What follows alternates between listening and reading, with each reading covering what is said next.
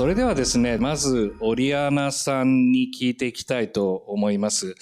で、最初の質問にありました通り、アメリカと中国はこのエスカレーションラダーを上げていくという競争をどこまでアメリカ側から戦い抜けるのかということと、もう一つは日本と台湾との関係でオリアナさんが期待することは何かということを聞きたいと思います。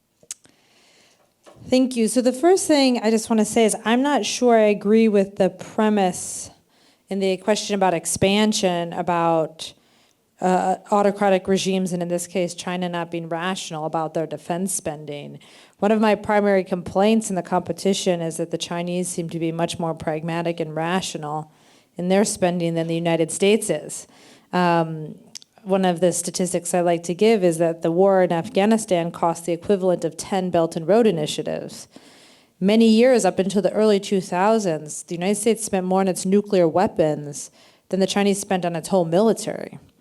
The competition hasn't been because China's outspent us. This whole time, and even today, we have more economic resources, the United States alone, and most definitely the United States and Japan, than China does.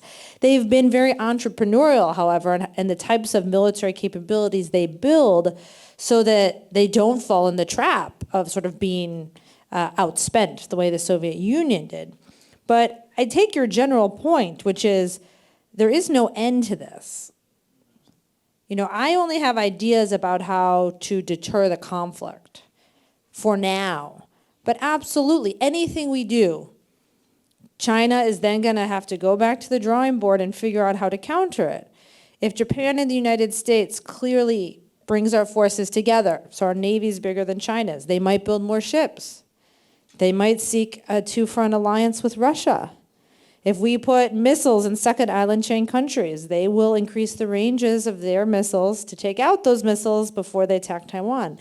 But the point is, in my mind, there's no closing window. They're not going to risk losing Taiwan, and they have confidence in their ability to figure out counters. So it's not the case that we make an advancement and then they're like, we have to invade Taiwan tomorrow because of this advancement. But they will figure out a way eventually. And all I can say is I hope for some sort of completely unpredictable situation in the world that makes this Taiwan problem go away. I don't know what that would be, but I don't have any ideas. I just have ideas about how to delay it. And then they'll say about Taiwan-Japan relations. In the United States, at least, I often put this in the camp of it has no operational impact, so we should not do it. So I wrote some op-eds for the New York Times when Nancy Pelosi went to Taiwan, when President Biden makes statements about defending Taiwan.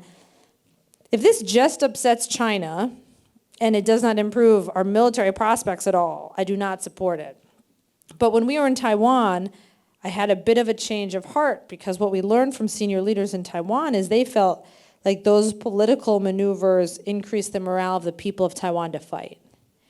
ありがとうございます。中国に対する抑止を失敗させないために、我々は何をするべきなのか、マクフォール大使が見たこのウクライナ戦争を通じて見たアジアの戦略環境への教訓、どんなことをお感じになるかぜひ聞かせてください。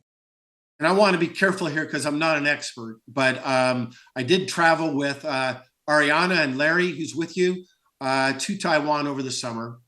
And what was striking to me, listening to Taiwan officials, senior officials, talk about their preparations for war compared to what the Ukrainians were doing for 8 years, it just struck me that the Ukrainians were way more prepared for this war than Taiwan is today. You know, simple things like military spending, training 4 months versus a year versus 2 years. And as I already said, combat experience. So the more of that can be done ahead of time, I think is another important lesson in terms of deterrence.